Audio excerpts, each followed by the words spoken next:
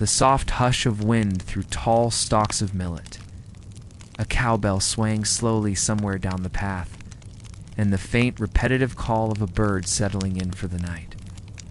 You're here now, lying still in the quiet of your room. The lights are dim, the world outside has gone hushed, and your body begins to exhale the weight of the day. But far beyond the silence of your modern night, another world stirs gently back to life.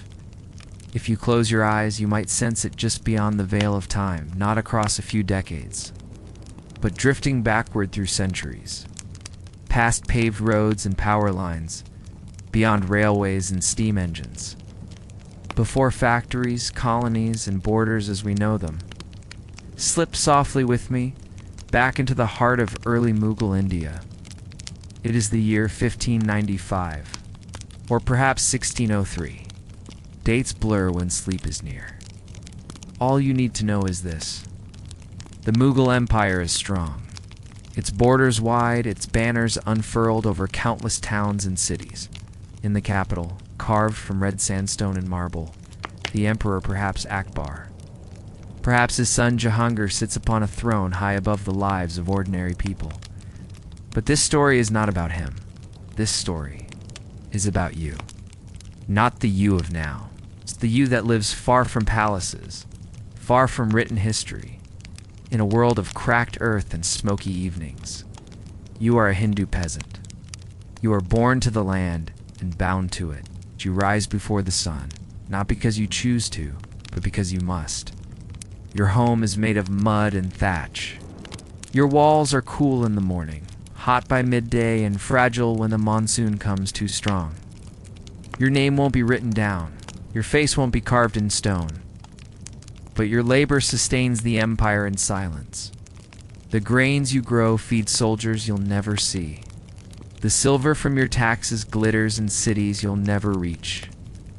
And the sons from your village may one day wear armor not for glory, but for duty. You are not remembered, yet you were everything.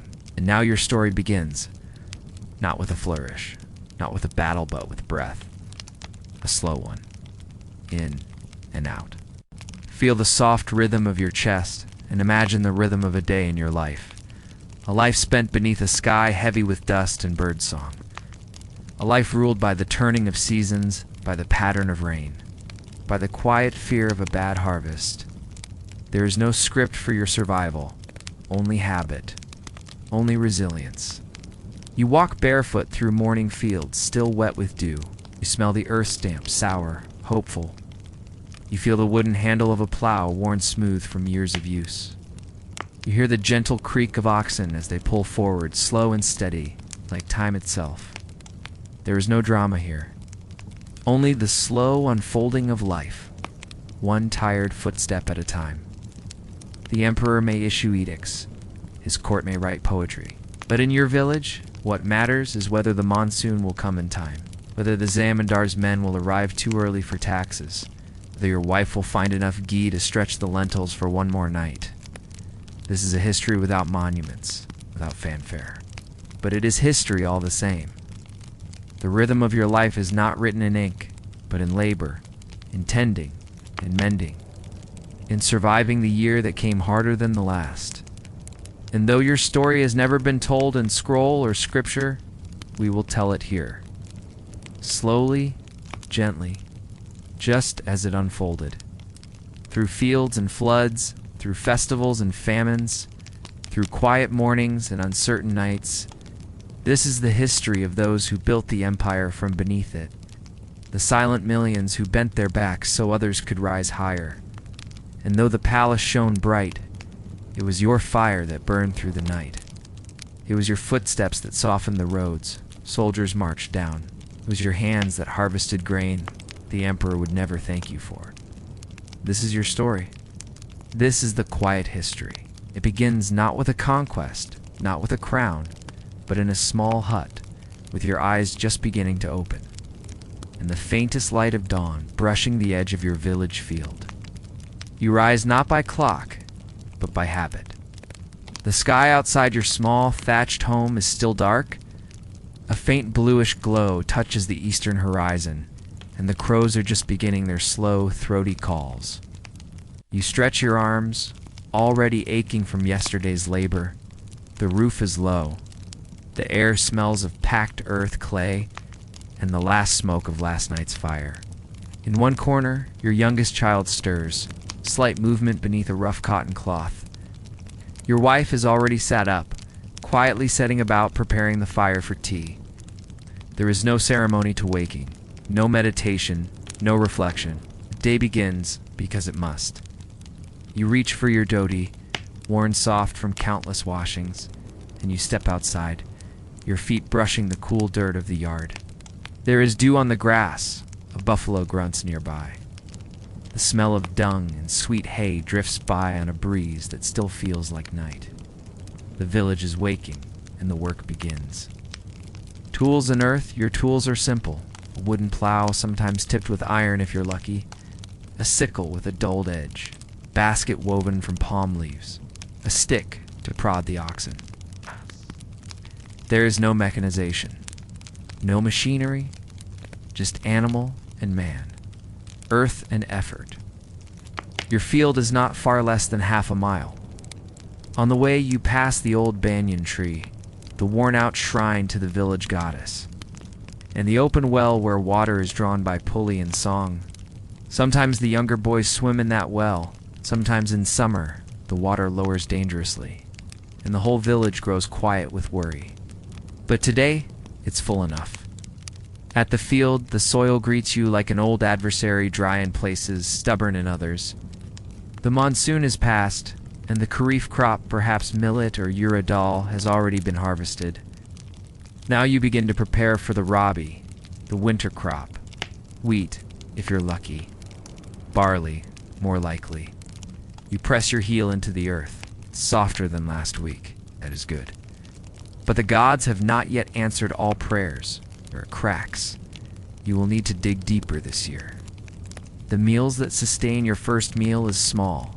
A handful of puffed rice with curd, perhaps a leftover chapati heated on an earthen pan, salt if it's available. Maybe a pickle if one was buried in oil from the last harvest. You eat squatting outside, facing the sun. The warmth begins to dry the morning dampness from your bones. Later in the day, your main meal may consist of khichdi rice and lentils cooked together. On good days, there is ghee. On feast days, maybe a sweet. On bad days, the fire does not light at all. There is hunger. Always a bit of it. Like a dog that waits just outside your door, never quite going away, even if it does not bite. Your body grows used to it. Your mind learns to focus elsewhere. Seasons in soil, the year revolves not around months, but around rains. The monsoon, or Barsat, is your god. When it arrives on time, the village smiles. Children dance. The earth steams. When it is later worse, when it skips a year, it is as though the entire village holds its breath. You know the signs. When frogs fall silent in Shroven, clouds pile in the west, but do not weep.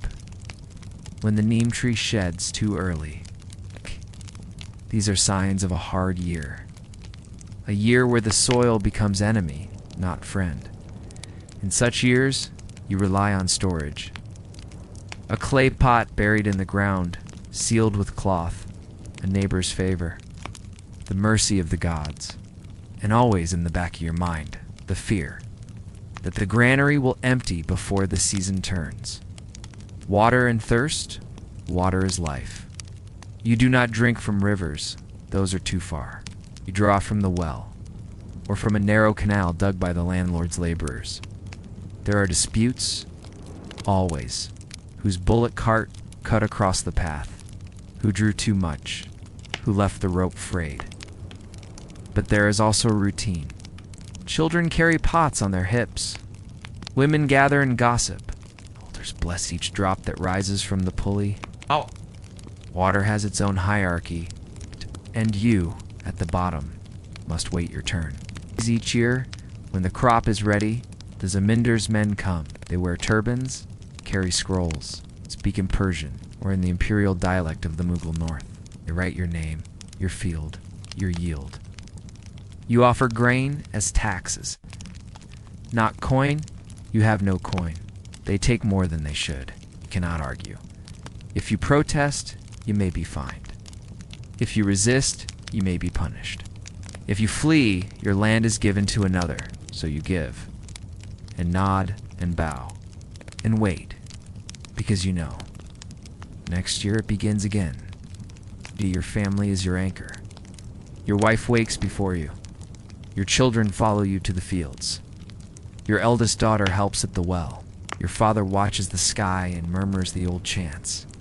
The village is not large. 20 houses, perhaps 30, all the same shape. All the same smell of earth, cow dung, and smoke. There is a school but only for the sons of merchants or literate Brahmins. You cannot write, but you can count. You know the cycle of crops, the pattern of disease, the signs of marriage and mourning. You belong to a yadi, a caste group. It defines your profession, your rituals, your place at festivals, and the gods you may approach. Sometimes it shelters you, sometimes it binds you, but it is always there. Days pass in slow rhythm. Work, meal, rest, prayer. You visit the village temple small, cracked, but sacred. A brass bell tied with red string, single oil lamp flickering inside. You offer a marigold. You whisper your hopes. A good harvest, a healthy child, a forgiving landlord. And at night, as the stars rise and the jackals call from beyond the fields, you lie on a woven cot. The wind pushes gently at the woven reed wall. You feel the warmth of your family beside you, and you sleep. It's not because you are content, but because you are too tired not to. The music fades softly, replaced by the sound of sandals on stone and the low murmur of a courtroom far away. Imagine a long veranda of stone. Sunlight slants through narrow arches, casting patterned shadows across the ground. There are murmurs, quiet conversations in Persian and Hindavi, in the clipped tones of scribes who know not to raise their voices. You're standing at the very edge of a Mughal court, not the imperial one, no grand hall of marble, but the local one, presided over by a qazi or a judge appointed by the state. The walls are bare. The only decoration is a calligraphic plaque bearing verses from the Quran. The judge sits on a low dais. A clerk beside him sharpens a reed pen. You have been summoned not for a crime, but as a witness. Still your knees are stiff with fear. You know what happens here? You've seen it before. This is not a place for leniency. The Mughal legal system was complex, a mixture of Islamic Sharia law, imperial decrees, and local customary law. For a Hindu peasant like you, this meant the law often felt like a strange and foreign force. You spoke in Braj or Awadhi, the court recorded in Persian. You lived by village custom. The court judged by Islamic jurisprudence. If you were lucky, the qazi consulted local elders.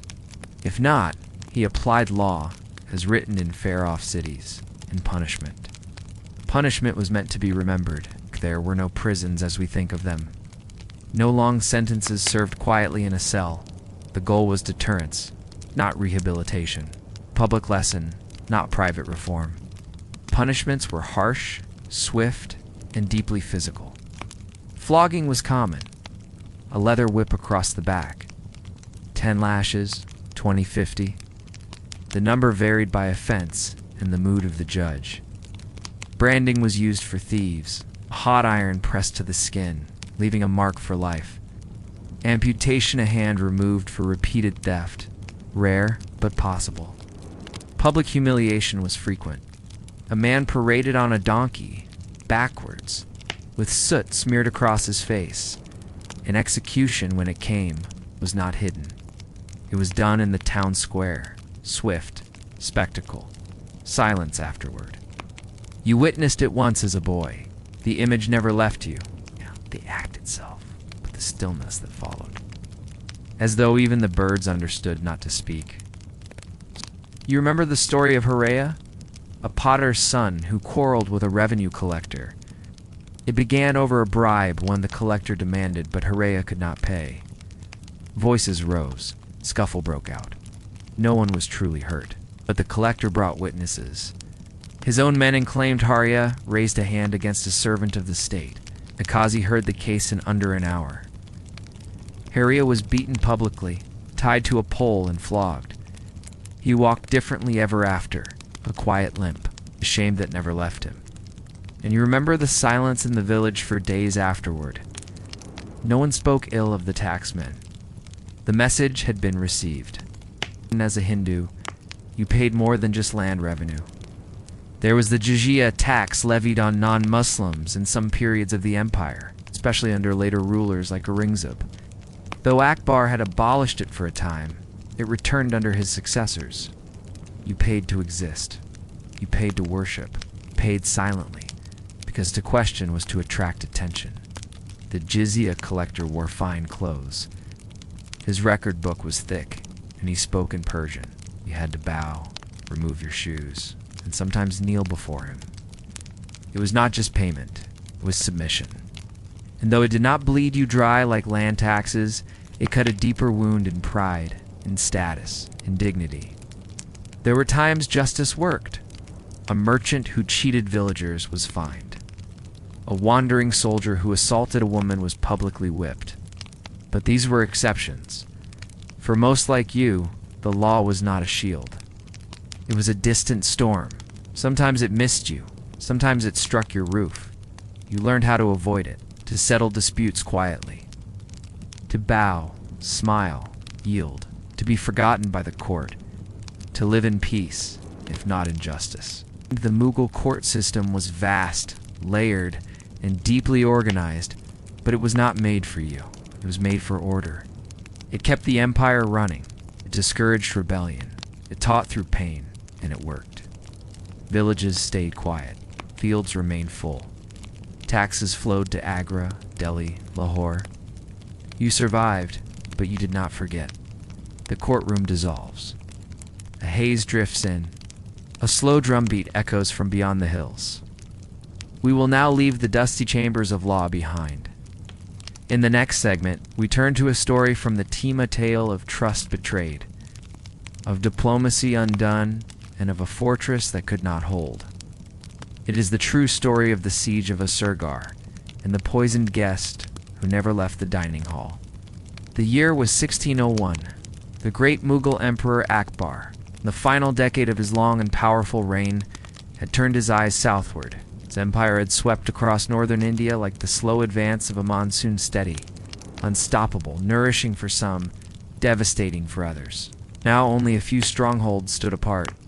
Among them, Asagar Fort, deep in the Deccan, perched upon a high, jagged hill in the region of Khandish.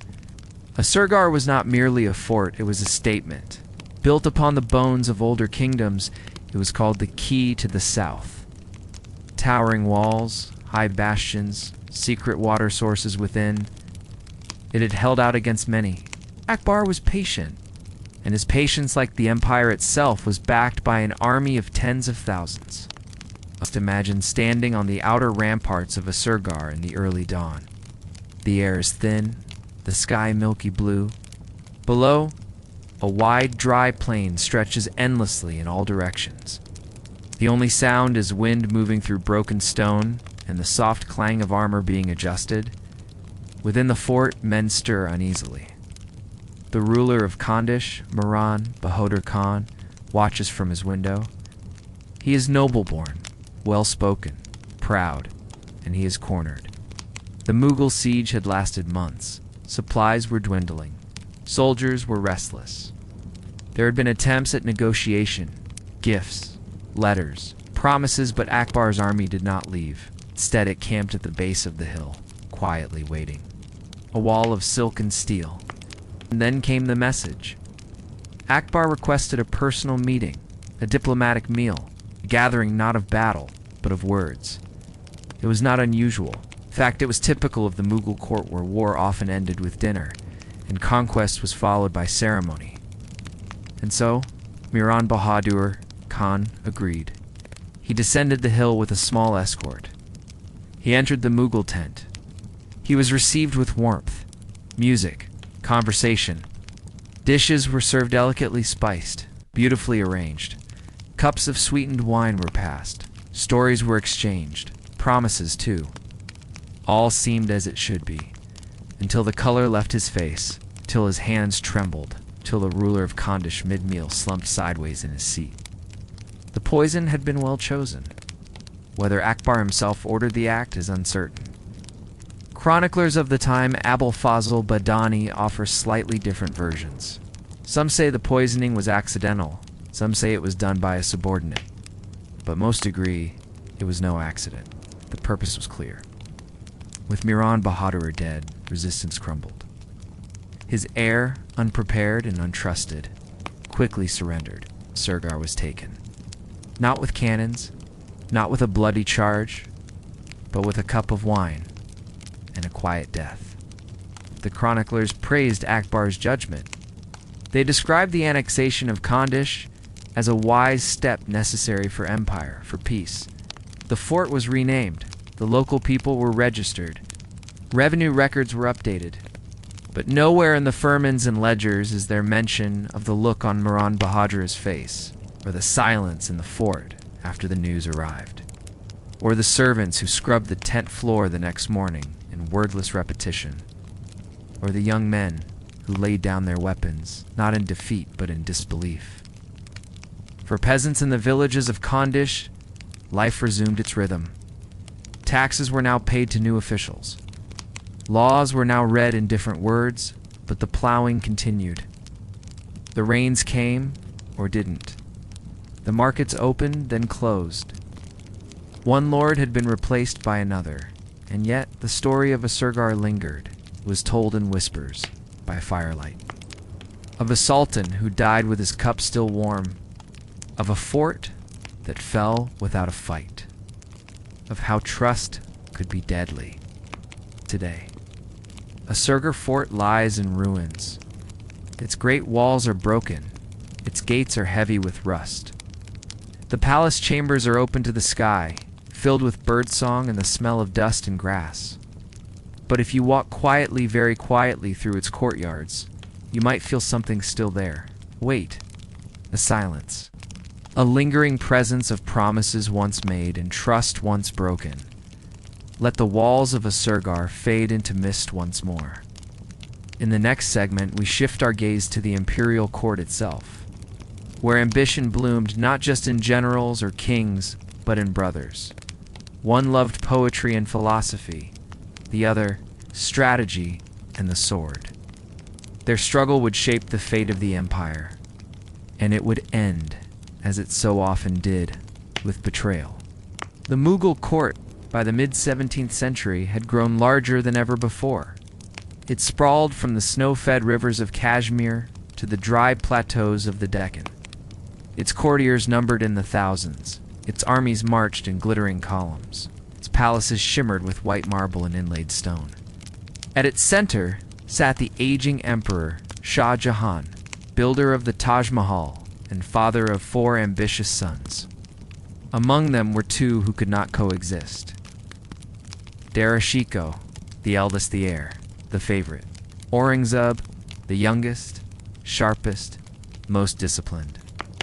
Their conflict was not merely over a crown, it was over an idea, what the empire would become.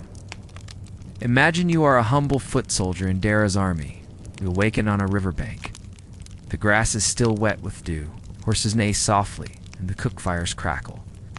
You hear the muezzin-esque call to prayer, and see officers gathering in their fine armor, some with emerald-encrusted hilts. Others in simple mail, all united under Dara's banner. Dara Shikoh is not like other princes, speaks of philosophy.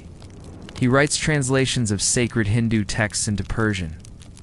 He welcomes yogis to court alongside Sufi saints, believes in a future where faith is broad and minds are open, but the empire is vast, and many in it are not ready for his vision. The War of Succession begins in 1657. Shah Jahan fell ill, not dead, merely ill. But that was enough. Aurangzeb, then governor of the Deccan, raised an army. He claimed to be protecting the throne from weak hands, from dangerous ideas, from fratricidal mismanagement. Dara, seeing his inheritance under threat, rallied the imperial forces. What followed was a slow and terrible unraveling, a civil war that stretched across plains and rivers, fortresses and fields, from Delhi to Agra to the southern plains. It was brother against brother. And in every village they passed, the people watched and waited, hoping only to survive the storm that followed. A battle of faith and power. Dara Shikoh wore white. He rode a white elephant into battle, believed himself invincible, protected by legacy, righteousness, and intellect. Aurangzeb wore steel. He rode a black horse. He moved swiftly, quietly, striking where it mattered most. His soldiers were disciplined, his generals loyal. The decisive blow came at the Battle of Samyugar in 1658. Dara's forces collapsed. His elephants panicked. His nobles fled. His brother's cold precision shattered his poetic hope. Captured while trying to escape in disguise, Dara Shikoh was brought to Delhi, and there he was put on trial. Not for treason, but for heresy. Aurangzeb, now the de facto ruler, ensured the trial was public. He charged Dara with apostasy, with reading forbidden texts, with associating too closely with Hindu mystics. The verdict was foregone. Dara Shikoh was executed quietly but thoroughly. His body was buried in an unmarked grave near Humayun's tomb. His books remained, his dreams too. But the future belonged to Aurangzeb. The empire that followed Aurangzeb's reign would stretch nearly 50 years. He expanded the empire to its largest extent. But the cost was immense. More wars, heavier taxation, increased orthodoxy. He banned music at court. He destroyed some temples and enforced stricter interpretations of Islamic law. He ruled, it is said, from a small, bare room with a Quran beside his sword. He died in 1707, having outlived all his siblings, most of his ministers, and many of his dreams. From the villages below, for the peasant in Bengal or Gujarat, not much changed at first. Rice still had to be planted. Rain still failed some years. The village still gathered under the banyan tree, whispering rumors of royal chaos they barely understood. But over time, the burdens grew. The wars drained the treasury. The armies pressed into more lands, demanding more food, more men, more tax. Aurangzeb's empire grew outward but cracked within. Long after his death, the cracks would become fractures. But that is a tale for another night. Let the battle standards lower. Let the sound of hooves fade. We leave the empire's bleeding edges and return to its center, to the painted halls of the imperial mansabdars. 2 velvet cushions and gold-threaded robes. To the other side of power, while the fields baked beneath a pitiless sun, while peasants prayed for monsoon winds and wrestled with failing soil. Elsewhere, under carved arches and perfumed air, the mansabdars lived another life altogether. The Mughal mansabdari system, created under Akbar, was a refined, deeply stratified military bureaucratic order. Each mansabdar, literally rank holder, was granted a numerical status, land rights, and military responsibilities. They governed, taxed, and commanded, but also dined, whispered, and schemed. Imagine yourself now within one of their homes. Step softly. Your sandals brush across marble tiles inlaid with lapis and onyx. The room is cool, not from wind, but from architecture, thick walls and shaded courtyards, silent pools reflecting sunlight like slow-moving silver. The mansion within the mansion, each elite residence, or haveli, followed similar logic. A public outer court for business and male guests. In a private, secluded interior, the zenana for family and wives. The zenana was a world all its own. It echoed with gentle laughter, soft music, whispered gossip. Courtesans strummed stringed instruments in the corners. Children played with carved wooden toys. Servants moved silently, their eyes downcast. In the kitchens, slow stews, simmered for hours, perfumed with saffron and cloves. Flatbreads puffed upon clay ovens. Mangoes were sliced into neat crescents and placed upon hammered silver trays. Nothing was rushed. Luxury was a rhythm, not a flash. To be a mansabdar was to live according to protocol, a lattice of honor, greeting, gift-giving, and deference. You bowed to superiors with your right hand pressed to your chest. You never addressed the emperor directly unless permitted. You arrived at court robed not merely in silk, but in appropriateness. Dark for mourning, pale for celebration, gold-threaded only if your rank allowed.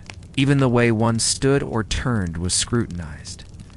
A single misstep could mean exile, or worse, power and paper. Mansabdars were not idle nobles, or wealth was conditional granted in the form of jagirs, or revenue assignments, rather than fixed land ownership. You were assigned a province to collect tax from, but you didn't own it. You managed it on behalf of the emperor. It's created a constant dance ambition held on a leash. Too effective, and you gained enemies. Too lazy, and you were replaced. You needed to extract wealth, but not so harshly that rebellion simmered. And while the peasants toiled under your officials, you dined on pomegranates and rice cooked in rosewater. Pleasure and performance, the courtly world was awash in entertainment. Music floated nightly ghazals, Qawwali's ragas for each hour of the day. Poets competed for patronage, composing verses on love, philosophy, and empire. Some even dared to flatter the mansabdars themselves, comparing their patron's virtue to the moon, their wisdom to the sea. Lavish mashiras, or poetic gatherings, saw courtyards filled with cushions and lanterns. Guests reclined and listened with rapt attention as each line was carefully delivered, met with murmurs of approval or thoughtful silence. Dancers spun in silken veils. Parrots spoke practiced phrases from golden cages. A world of cultivated elegance built atop a world of exhaustion. From the fields, a distant sound, and for the peasant miles away, the court was less visible than the revenue officer. He came twice a year, accompanied by soldiers, riding a horse with polished saddlebags. He carried a scroll and a seal. His voice was polite but final. The land was surveyed. The grain was weighed. The tax was fixed, sometimes payable in kind, sometimes in coin. If the harvest failed, the tax did not. And if you couldn't pay, your livestock might be taken, your land reassigned, or your son conscripted. You might mutter under your breath about the mansabdar who drank mango sherbet while your children shared stale lentils. But no one listened. That was simply the way of the world.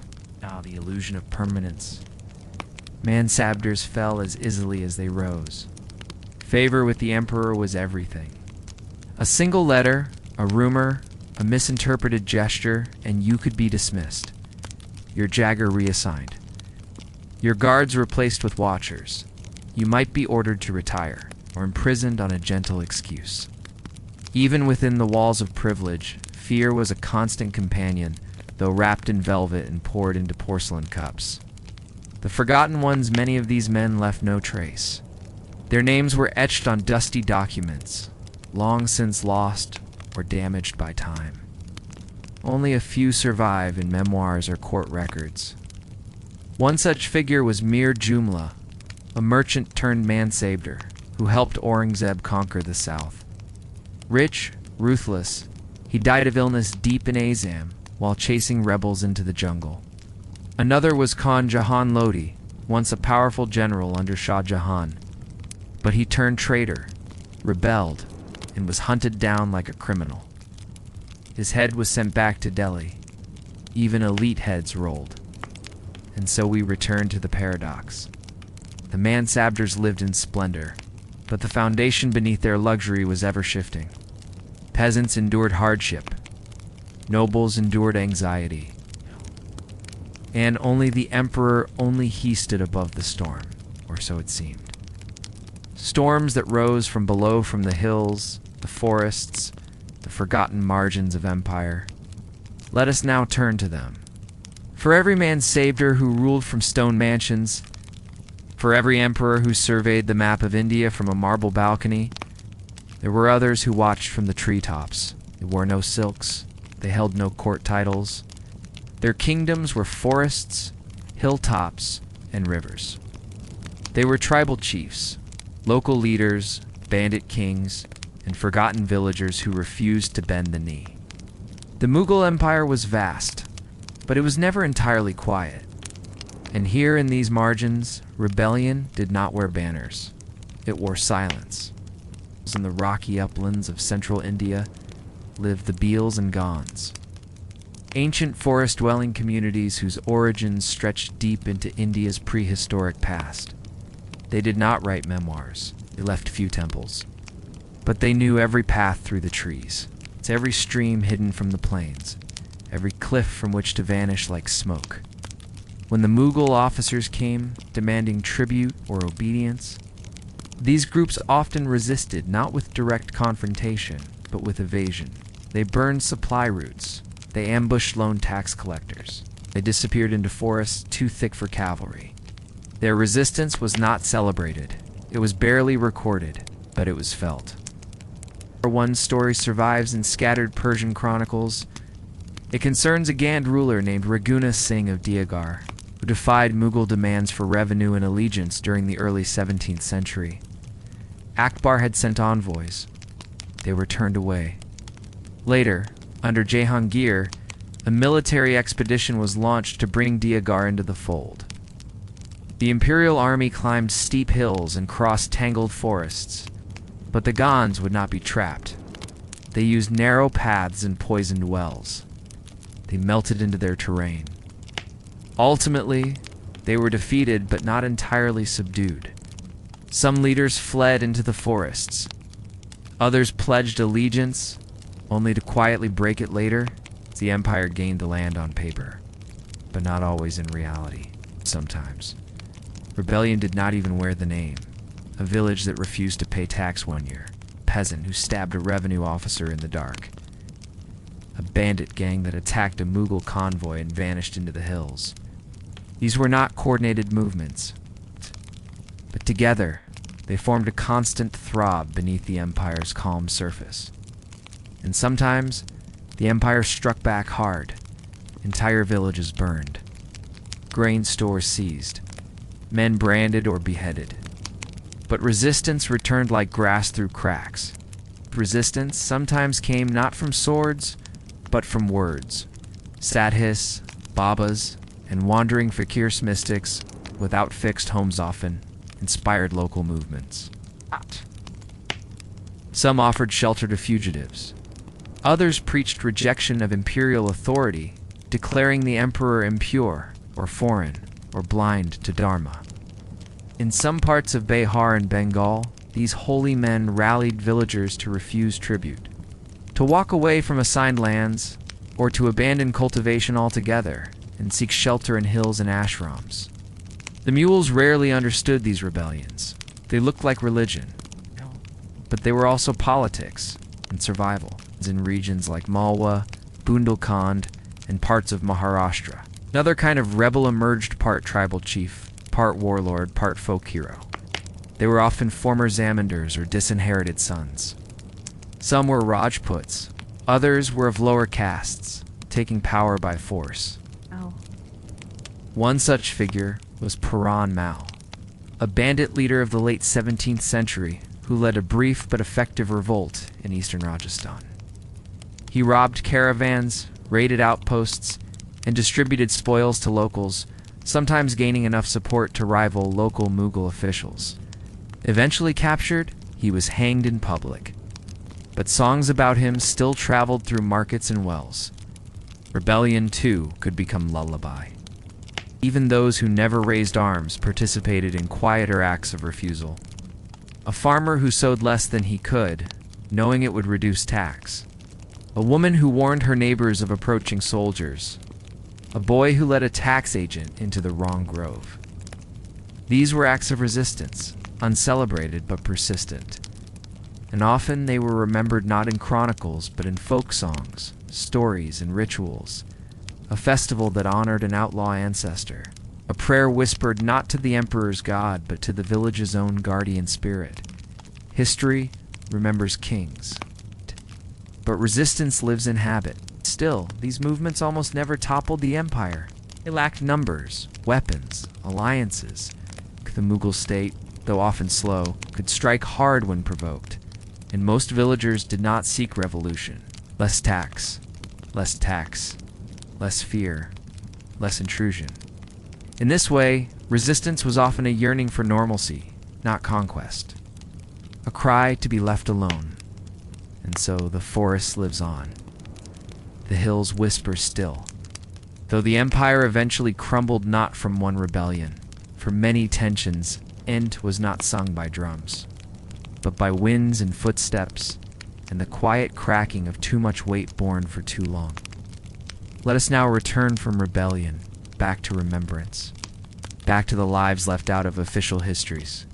In the annals of Mughal India, the names of emperors echo: Akbar, Jahangir, Shah Jahan, Aurangzeb, but rarely do we hear the names of those who cooked, washed, sang lullabies, or wept behind closed doors, and yet they were there. In every field, every courtyard, every zenana chamber, they were there. The women of early Mughal India lived parallel lives, unseen but indispensable. And tonight, we remember them. Imagine once more the peasant village. Man rises before the sun, but so does his wife. She prepares the rice, stokes the small fire, fetches water from the well. If her husband plows, she sows. If he harvests, she threshes. Barefoot in the fields, bent low over millet stalks, she works not as a helper, but as half the engine of survival. Her hands are calloused, her back stooped before middle age, yet her tasks go unrecorded. She knows the signs of blight. The feel of drying soil is the weight of a child against her hip while she stirs the pot. When famine comes, she eats last. And sometimes, not at all. Childbirth and death, quietly endured, there are no hospitals here. Midwives discarried generations of whispered knowledge. They rub oil into laboring hips, press herbs into the mouths of the dying. Childbirth is frequent. So is infant death. 8. No records exist of how many women died in childbirth in the 16th or 17th centuries, but folk songs from the period are filled with loss. A woman sings to a stillborn child. Sister prays for her mother's bleeding to stop. These are not stories found in court poetry, but they are stories nonetheless. Now shift your vision once more. To the Zenana, the women's quarters of a noble house or palace. At first it seems like paradise. There are silks and spices, music, poetry, perfumes. Courtyards where birds sing in cages and fountains whisper endlessly. But the Zenana is a cage, a beautiful one. Here, women live apart, guarded by eunuchs, watched by attendants, spoken of, but not spoken to. Most Mughal women were not permitted to leave the Zenana, except on rare occasions, veiled and guarded for weddings or pilgrimages. And yet, within these walls, influence grew. Some women did break through the silence. Nur Jahan, wife of Emperor Jahangir, became a force unto herself. She issued royal edicts. She minted coins in her own name. She advised on military matters and arranged high-level marriages. Court chroniclers at first tried to downplay her influence, but eventually they could not deny her. She built gardens, funded mosques, wrote poetry. She was a woman of taste and temper refined, strategic, and fully aware of her position. And yet her story, too, would be gradually erased after Jahangir's death. Powerful women were useful in life, but inconvenient in legacy. Not all women in elite spaces were queens.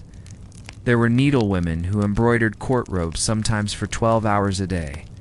There were dancers brought to entertain guests, trained since childhood, valued for beauty, but not voice. There were wet nurses, maidservants, slave girls, some treated with kindness, others with cruelty, most with indifference. A dancing girl might learn to read poetry, a maid might overhear court secrets. A seamstress might dream of lands she would never see, but their names, again, are gone, lost in silence. Back in the village, another woman endures. The widow, the woman whose husband has died, perhaps from disease, perhaps from simple exhaustion. In Hindu villages, widowhood meant more than grief. It meant social erasure. She wore no color. She ate bland food. She lived apart. Some were forced into sati ritual self-immolation on the husband's funeral pyre. Though the practice was rare and controversial even then, many more simply faded from communal life, and yet some resisted. Some remarried in defiance of caste. Some took over land, raised children alone, managed grain with fierce resolve. Their strength was quiet, but enduring. Though the empire did not preserve their words, the women remembered themselves. Through songs passed from mother to daughter, through folk tales told at night while grinding lentils, through rituals, small symbolic, preserving selfhood in a world of others' needs, a turmeric thread tied at the wrist, a chant during the harvest moon, a small, hand-carved idol buried near the well. The Mughal court had its inscriptions. The women had their repetitions. And repetition, too, is memory. Rousseau, we close this window gently, respectfully. The women of early Mughal India did not rule empires, but they bore them, fed them, whispered behind their doors as emperors passed by, "When you are ready, we will enter our final chapter. All things that rise eventually rest." And so it was with the Mughal Empire, not with a single fall, but with 1,000 small cracks, like old stone walls touched gently by time. As we now drift toward the end of our long historical night, we remember that no empire ends in a moment. It ends in echoes. Too large to hold, too complex to rule. The Mughal Empire at its height under Shah Jahan and Aurangzeb's stretched from the snowy north to the coasts of the south. A mosaic of languages, beliefs, taxes, titles, resentments, loyalties, too large to see, too vast to feel.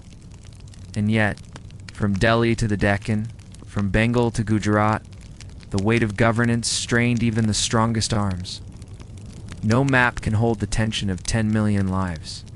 No throne can read the minds of those who sow barley under sun and storm. The seeds of slow collapse, the signs were subtle, slow, often invisible in the moment. Overtaxation in Bengal, rebellions in the Deccan, rising costs of military campaigns, the strain of maintaining court grandeur as silver flows declined. When Aurangzeb died in 1707, he left behind an empire, but not a clear heir. And from that silence came many claimants. Sons fought sons. Governors declared autonomy. Local rulers, once loyal, began to dream of crowns. The emperor still sat on the peacock throne, but its legs had begun to tremble.